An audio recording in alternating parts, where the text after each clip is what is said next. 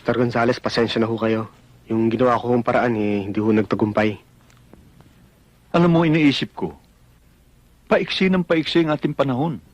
Wag ho kayo mag-alala. Gagawa na lang ho ako ng paraan para madagdagan ho ang ating pondo.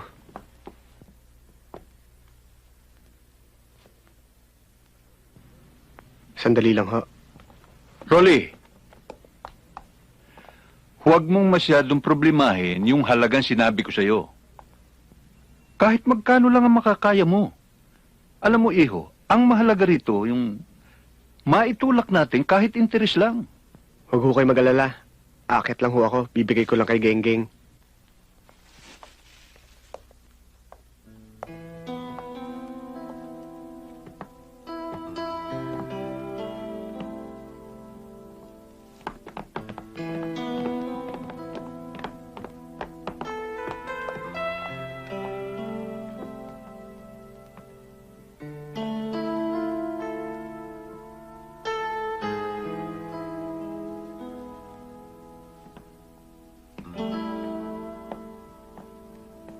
Sa tingin ko parang meron kayong hindi pagkakaunawaan ni Rolly.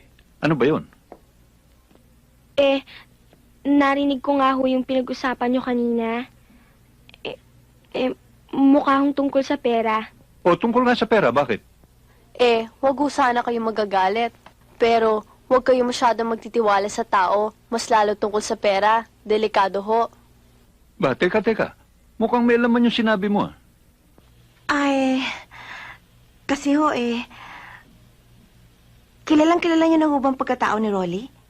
Naku, lubos na lubos. Yang si Rolly, sanggol pa nang iwan dyan sa may gate nitong ampunan. Kinuha namin, kinupkop, inaruga, pinalaki, pinag-aral hanggang sa dumating siya sa edad niya ngayon.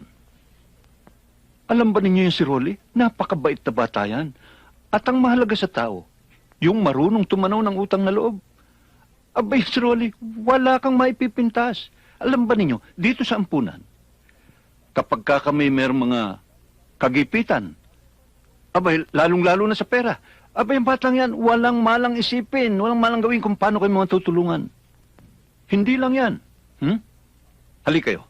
Sumunod kayo sa akin. Ito sa'yo. Ba't ako po pa dyan? Talaga. Sabi ni Mr. Gonzales, okay daw yung tuhod mo. Ba't ako po ka pa? Okay na po. Ano yung tinatago mo sa likod ng kamay mo? Eto, ang sorpresa ko sa'yo.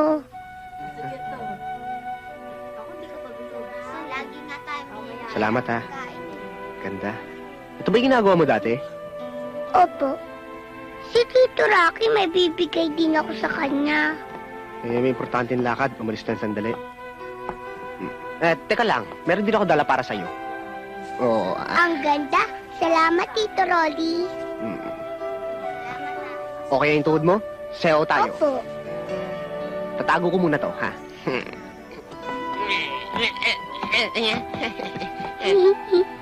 Kala ko ba may sakit ka? Mas mataba ka pa sa akin, ha?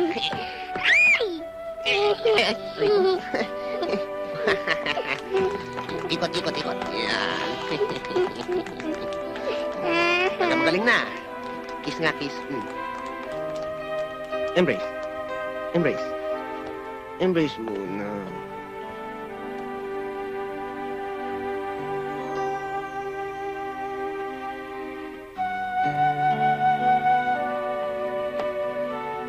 Alam niya yung batang si Gingging ay isang palaboy. Nabundol siya ng isang hit-and-run driver. Napulot siya ni Rolly at dinala rito. Simula noon, si Rolly na nag-aaruga sa kanya. Halos araw-araw, dinadalaw niya yung bata at dinadala ng kung ano-anong pasalubong. We're very sorry, Mr. Gonzales. Hinusgahan po namin siya agad noon. Oo nga ho, nakakahiya naman. Girls, ano sa palagay nyo? Saka na lang tayo magpaliwanag sa kanya? Better. Mr. Gonzales, aalis na muna po kami. Mauuna na ho kami. Sige, kayong bahala.